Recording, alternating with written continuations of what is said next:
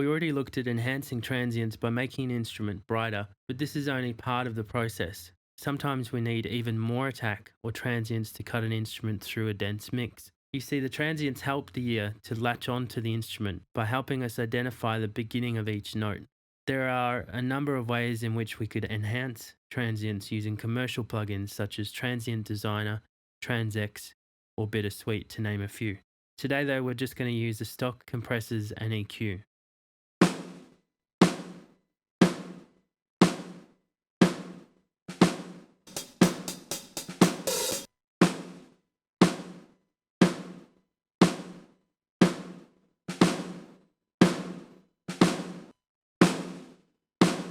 First, we create a parallel duplicate, which will become our attack track, if you will.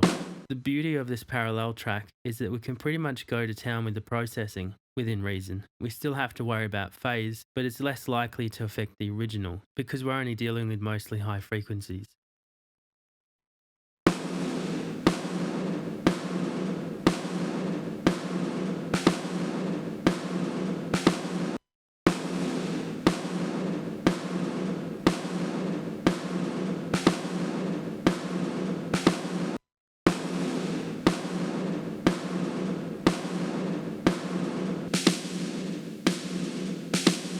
Another tip which I think works well with this approach is to boost an EQ going into the compressor as opposed to after it, which is not something I would normally recommend because the compressor effectively negates the impact of any EQ boosts. But we can use that to our advantage. We're not necessarily using the EQ for tone so much as we're using the frequency boosts to control when and how hard the compressor reacts. We have our basic EQ controls in the compressor sidechain for this very purpose, or we could use a 1, 4, or 7 band EQ for bigger boosts.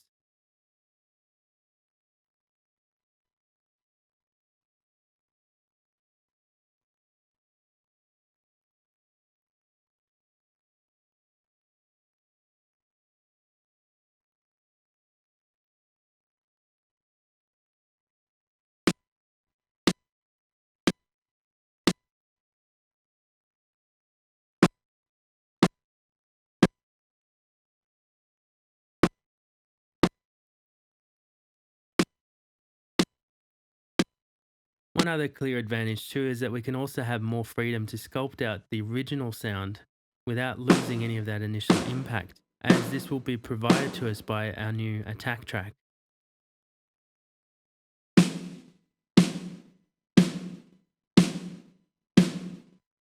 So if we need to, we can shape the sound independently without needing to additionally emphasize the attack, which is very handy.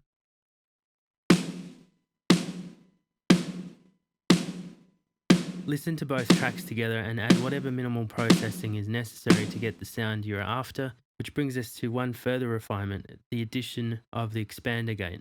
Adding a short gate to our attack track helps to contain the transient to a specific range of time, allowing you to sculpt the length of it to perfection.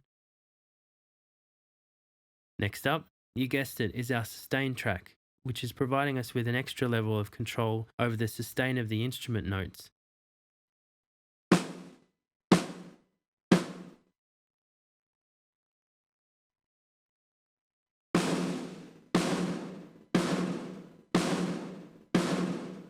You'll remember just how squashed and evened out the snare drum became in our first example, which had the faster attack setting. If we take that same principle of squashing down the track, it will enable us to add more gain to what is left of the signal, and what is left over is the tail end of the note. So the longer the release time, the longer the tail.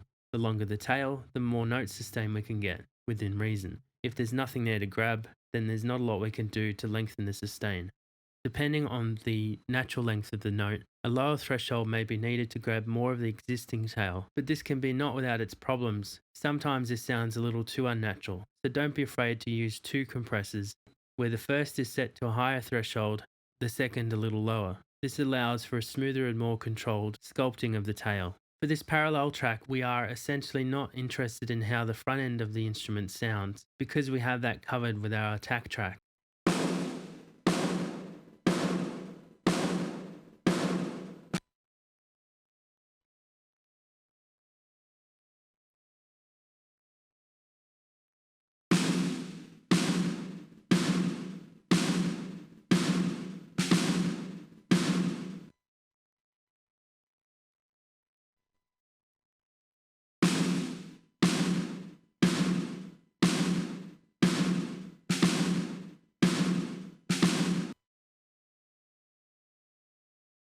As touched upon earlier, there are three controls which play a role in the tail length, leaving aside the more or less static, fast attack, and makeup gain controls.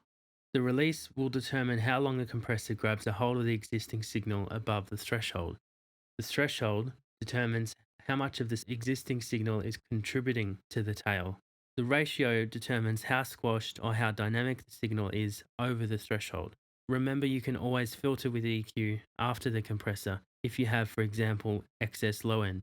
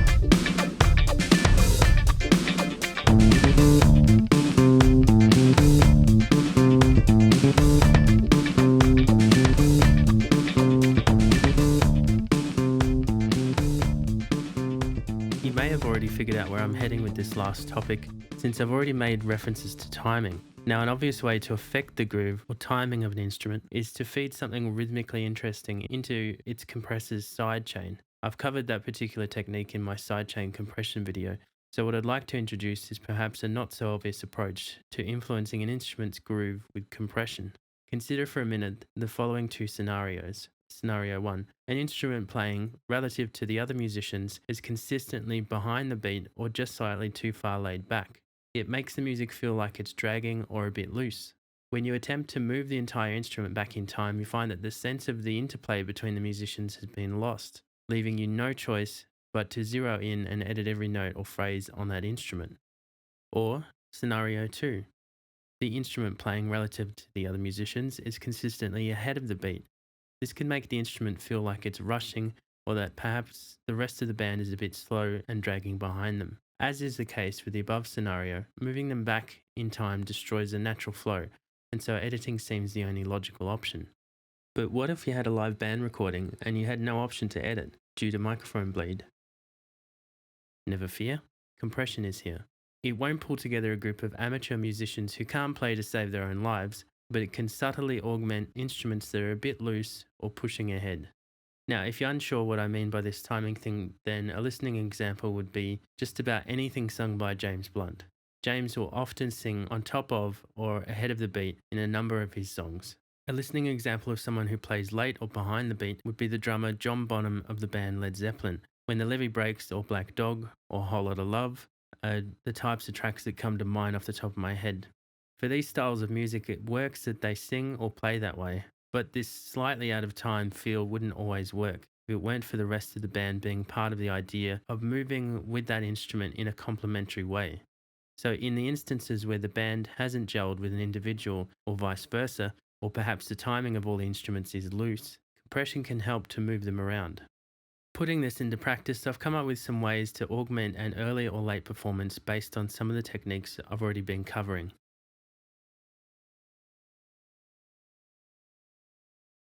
Running with this philosophy, we'll tackle these scenarios using compression as a means to control the note lengths.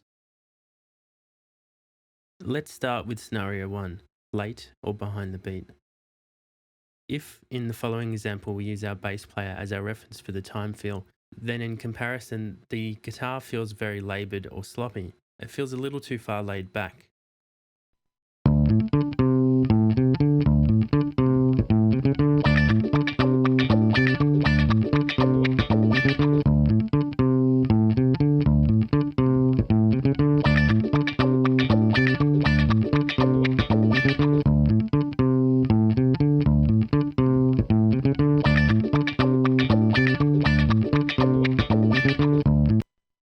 Partly this is due to the fact that the player is really stretching the time feel, and so the notes are quite long. The possible solution here is to make the front of the note feel slightly early and the tail or sustain shorter, artificially moving the note forward in time. If we compress with the aim to enhance the transients using a longer attack setting, then this will help the ear identify the instrument sooner.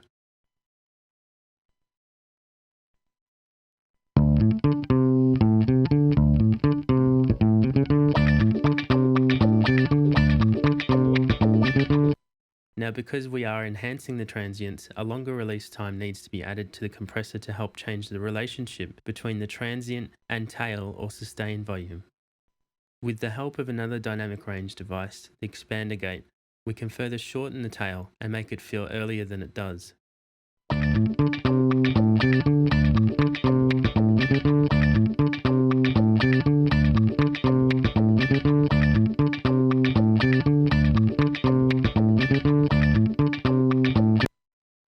Need more attack? Simply duplicate the track, but keep the gate very short to let only the tip of the transients through.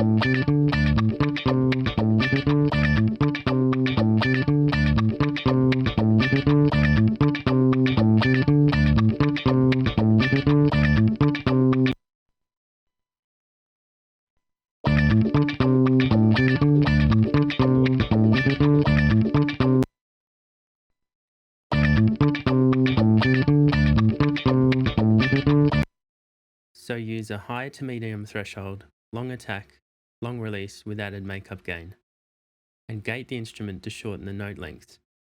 For added attack, use the same compressor settings as above, followed by a very tight gate to enhance the transients further. Moving on to scenario 2, an early instrument.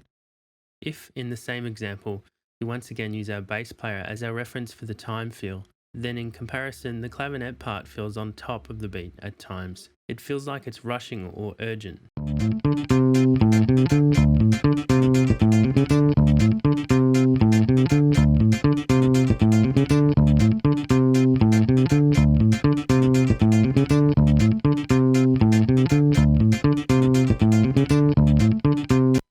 This player is also stretching the time feel in a different direction.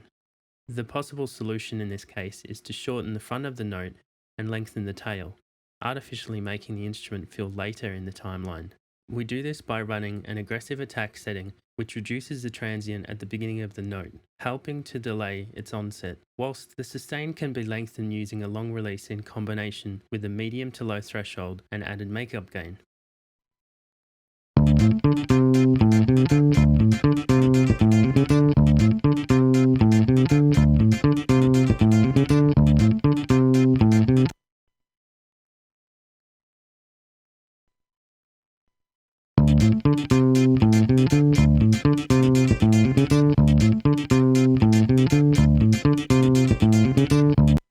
If you require more sustain, try running a parallel process sustain track with perhaps a different compressor to accentuate different parts of the sustain or thicken the sound as required.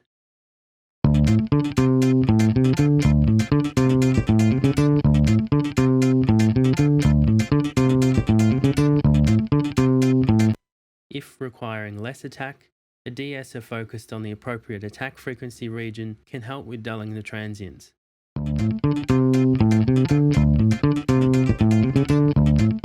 If the compressor has made the instrument too dull, either back off the processing or apply some EQ boosts after the compressor to remedy the affected area.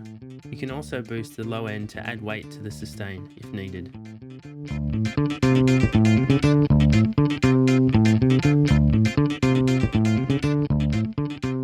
So the settings are medium to low threshold, fast attack, long release with added makeup gain, with post-compression EQ boosts. The parallel track can be processed similarly to above, but perhaps with a different compressor. We can use this to thicken the instrument too if necessary.